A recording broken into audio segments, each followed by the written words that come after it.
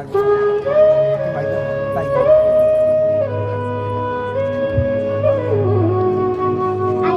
मला जगायचंय गाई. आई मला हे सुंदर जग पाहायचंय गाई. आई मला मारू नको गाई. मला मारू नको. आई आई आई अगं मी बोलतेय. तुझी परी परीच म्हणतेस ना तू मला. पण मी तुला आहे तरी कसं समजू ग. अगं कुणी कुणाला उगाच भेटत नाही. तर ते जन्मोजन्मीचे ऋणानुबंध असतात. आपलेही असे ऋणानुबंध आहेत का ग की ज्याने आपण भेटलोही आणि दुरावलोही. असो कालच बाबांचं आणि तुझं बोलणं चोरून पोटातच ऐकलं ग.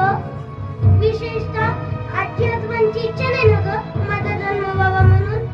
सांग ना आई सांग ना.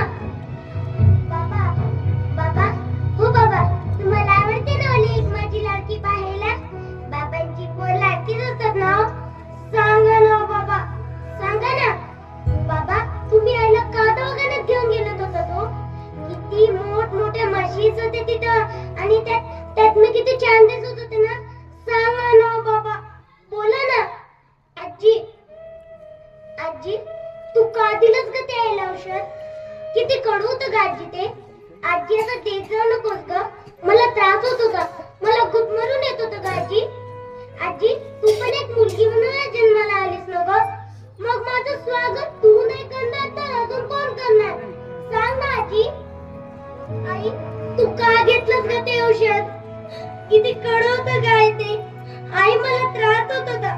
मला गुदमरून येत होतं गाई. आई जर मला घालून तर बघ एकदा. तुझेच रूप तू पाशील माझ्यातून एकदा. मी मुलगी बहीण पत्नी तर कुणाची आई.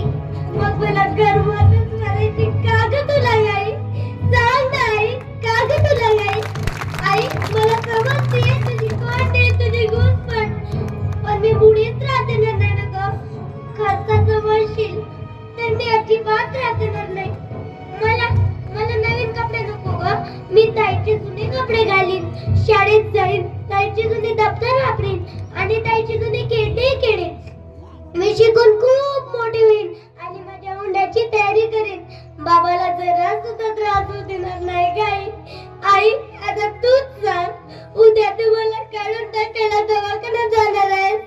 याचं दुःख मानू की तूच काय क्षण माझ्या समोर असण्याचा आनंद मानू. सांग आई सांग ना. त्याची रुरत टाकून काय होणार. मुलींच्या संरक्षणाची जबाबदारी घेणार तरी कोण. अशा वेळी मला गदरवा वाटतो. या झोपलेल्या मनाचा हालळा माझ्या अस्तित्वाशी विचारायचा आहे. माझ्यातल्या असिफाला आणि रेणुकाला सुद्धा की आजपर्यंत आपण नटलो यात आपण समाधानी आहोत का नाही ना. अगं आपली आत्मशक्ती हाच आपल्या अलंकार. चला तर मग मोडून टाकूया अन्याय अत्याचारी मनगटे. काढून टाकूया अंगारीत अलंकाराचा नाजूक बंधनाचा साथ. तर आता लढायचं नाही तर आता लढायचं. ऐक मुली तुला सांगते. ऐक मुली तुला सांगते. पिंजऱ्यातच आता भडपडू नकोस. ऐक मुली तुला सांगते. ऐक मुली तुला सांगते. पिंजऱ्यातच आता भडपडू नकोस. पेटून उठ तू रडू नकोस. पेटून उठ तू रडू नकोस. या जमान्यातल्या दुर्योधनाच्या औलादीची काही कमी नाही. या जमान्यातल्या दुर्योधनाच्या औलादीची काही कमी नाही. वाचवायला येईल कृष्ण कुणी याची सुद्धा आम्ही नाही. वाचवायला येईल कृष्ण कुणी याची सुद्धा आम्ही